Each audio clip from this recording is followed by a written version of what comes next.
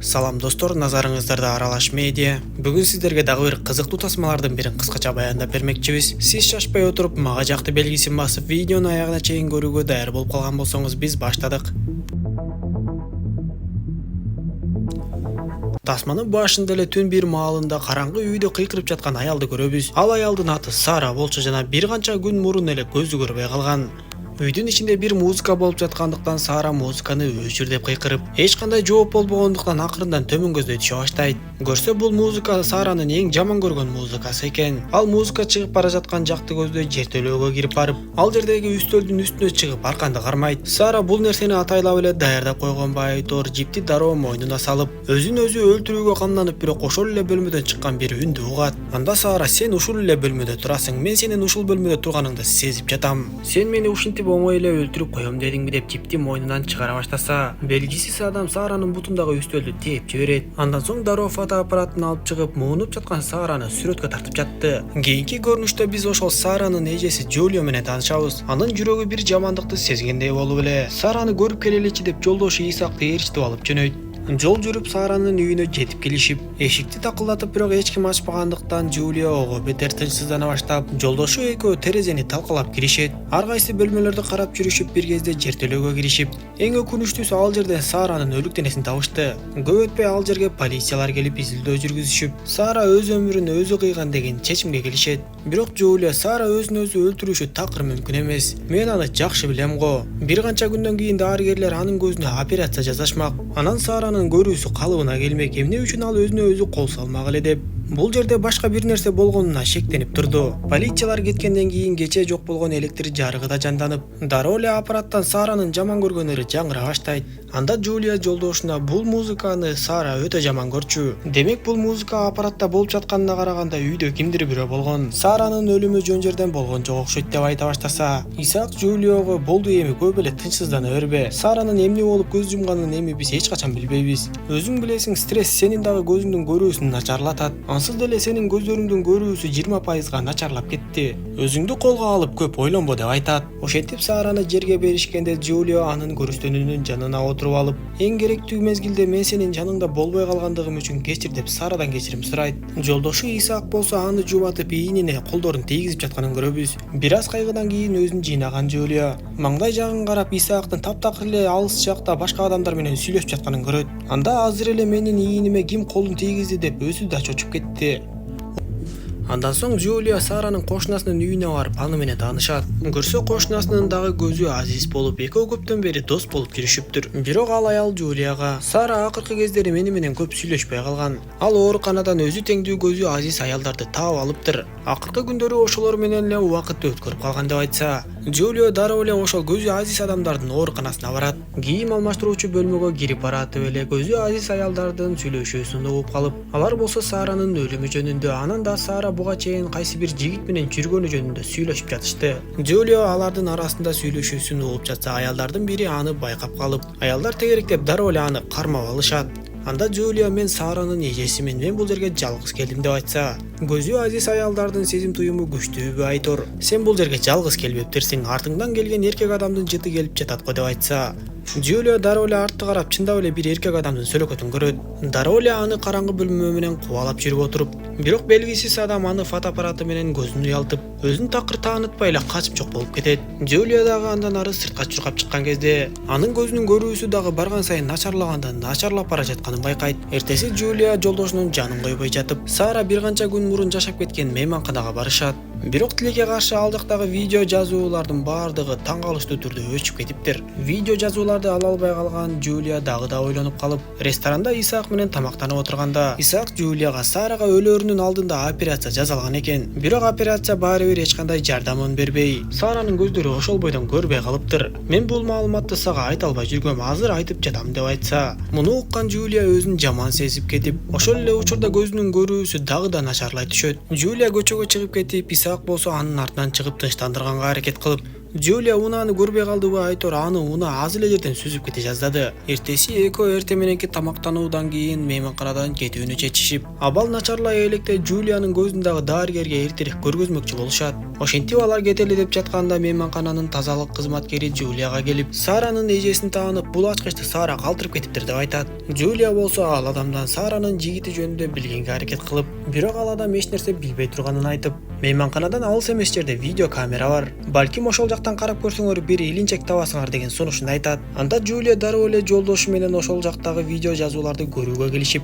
Исаак болсо Джулияны унаада отуруп туруусун талап кылып, өзү кирип кеткен бойдон жок болуп кетет. Чыдамы кеткен Джулия дагы ошол имаратка кирип барып, бирок бул кезде кароолчунун көзүн жазгырып, видео жазууларды кимдир бирөө уурдап кетиптир. Анан калса Джулиянын жолдошунан да дайын жок. Ал жерге келген полицияларга Джулия өз маалыматын берип, видео жазуулар сакталган аппаратты уурдап кеткен адам менин жолдошумду да уурдап кетти окшойт деп айтат. Анда полициялар Джулияга биз ошол уурдап кеткен адам тууралуу бир да бир маалымат билбесек, ал адамды кантип издеп, кантип кармамак элек деп айтышат. Анда Джулия жанагы мейманканадагы тазалык кызматкери бир нерсе билет деп ишенип, полицияларды ага алып барган кезде белгисиз адам ал тазалык кызматкерин эбак эле өлтүрүп койгон болот. Бирок аны да адам колу менен өлтүргөндөй эмес, өзүнөн өзү өлүп калгандай кылып коюптур. Анда полициялар бул ишти биротоло изилдөөгө алуу үчүн Джулия менен бирге Саранын үйүнө келишип, бирок таң калыштуусу Сара мууну өлгөн жертөлөдөн Джулиянын жолдошу Исаак дагы муунган абалында табылат. Бул дагы Джулия үчүн өтө чоң сокку болуп, анын көзү мындай окуядан кийин таптакыр эле көрбөй калды.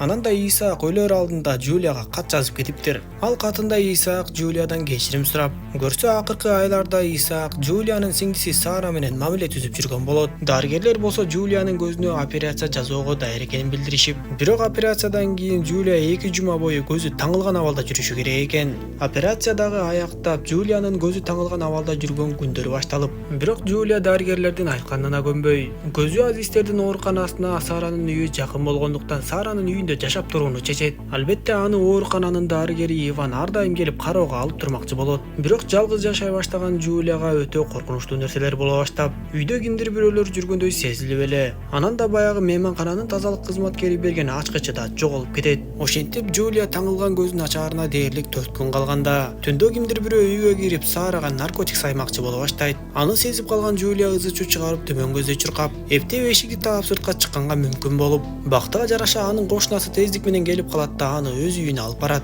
Джулия кошунасынан полицияларга чалыңыз деп суранып, кошунасы болсо ал жердеги кол телефон иштебей жаткандыктан өзүмдүн уюлдук телефонум менен чалайын деп аркы бөлмөгө кирип кетет. Ошондо шыңгыраган үндөн улам Джулия сыйпалап жатып, баягы үйүнөн жоголгон ачкыч ушул кошунасынын үйүндө турганын билет. Ошондо ушул күнгө чейин аны кошунасы аңдып келгенин түшүнүп, дароо эле кайра сыртка качып чыгат да эптеп бир айласын таап дарыгер Иванга чалат. Көп өтпөй дарыгер Иван Джулияны таап келип аны Саранын үйүнө алып барып, Джулияны жаткыруу үчүн керебетти дайындоого кеткенде, Джулиянын жанынан бир кыздын үнү чыгып, көрсө ал жаңы элеки кошунасы Гласканын кызы экен. Ал кыз Джулияга шыбырап, сени аңдып жүргөн менин атам эмес, сени аңдып жүргөн дарыгер Иван. Ишенбесең үйдө сенин жана Саранын сүрөттөрү дубал бетинде илинип турат деп жок болуп кетет. Анда Джулия чыдай албай дааратканага кирип, бардыгын өз көздөрү менен көрүү үчүн көзүнүн таңылгасын чече баштайт. Бактыга жараша операция таасирин берип, анын көздөрү жакшы көрүп калыптыр. Ошондо ал сыртка чыгып, чындап эле бөлмөдө Саранын жана анын сүрөттөрү жайнап кеткенин көрөт. Анан да кайрылып карап эле жанагы анын кулагына шыбырап кеткен кыздын дубал бетине жабышып, оозуна бычак сайылып өлгөн жеринен көрөт. Ошондо эмне кылаарын билбей отуруп алып ыйлай баштаса, Иван анын жанына акырын басып келип эмне болду деп сурайт.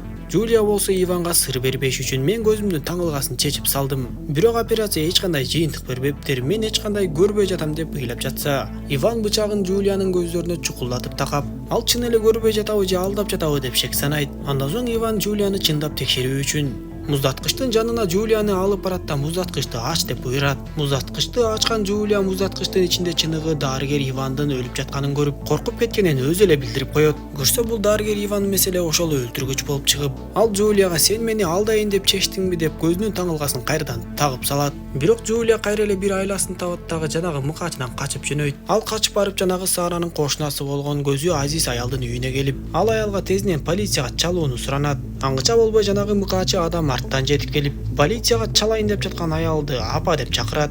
Анда ал аял жоголуп кеткен баласы Анхель экенин дароо таанып, бычакты кармап турган Джулияны желкеге чаап эсине оодарат. Аны көргөн мыкаачы Анхель болсо, апасынын көзүнүн көрүүсү калыбына келгенин түшүнүп, дароо эле жетип барып апасын өлтүрүп салат. Ал эми көзүн ачкан Джулия болсо Саранын жертөлөсүнөн ойгонуп, мыкаачы Анхель болсо адатынча дагы бир нерселерди кылып жатыптыр. Ошондо Джулия бычакты Анхелдин бутуна сайып качып, полицияга чалганга жетишип, анан да үйдөгү электр жарыгын толугу менен өчүрүп салат. Караңгы үйдө Джулия мыкаачы менен бир топ кармашып, акыры полициялар жетип келген кезде мыкаачы Анхель эч жакка кача албай колго түшүп калат. Көрсө мыкаачы Анхель эч кимдин көзүнө көрүнбөс болуу үчүн ошентип ар кайсы адамдардын көздөрүн дарынын жардамы менен эле сокур кылып салчу экен. Ал полицияларга мени карабагыла деп кыйкырып, эч кимге көрүнбөс болом деп акылынан айнып калган Байтор дароо эле ошол жерден өзүн өзү мууздап өлүм табат. Ал эми дарыгерлер болсо Джулия көзүн 4 күн эрте ачып салгандыгы үчүн бардыгы ойдогудай болбой калгандыгын айтышып, эртең сен уктап тургандан кийин көзүң көрбөй калышы мүмкүн деп эскертишет. Анда Джулия полициялардан суранып өлүкканага барат да жолдошу Исаакты акыркы жолу көрүп алууну чечет. Исаактын көздөрүн көргөндө Джулия бир нерсени түшүнүп, көрсө Исаактын Сара менен болгон мамилеси жөн эле ойлонулуп табылган Байтор. Джулиянын көзүнүн көрүүсү үчүн Исаак өзү донор болуптур. Ошондо Джулия Исаакты карап, аны менен өткөргөн бактылуу күндөрүн эстеп, бирок бүгүнкү түндөн кийин таң атып, Джулия жарык жашоону көрө алабы же көрө албайбы белгисиз болуп турду. Тасма дал ушундайча соңуна чыгат. Достор, видео жаккан болсо мага жакты белгисин басып, дос тааныштарыңыз менен бөлүшүп койгонду унутпаңыз. Кийинки видеолордон көрүшкөнчө аман болуңуздар.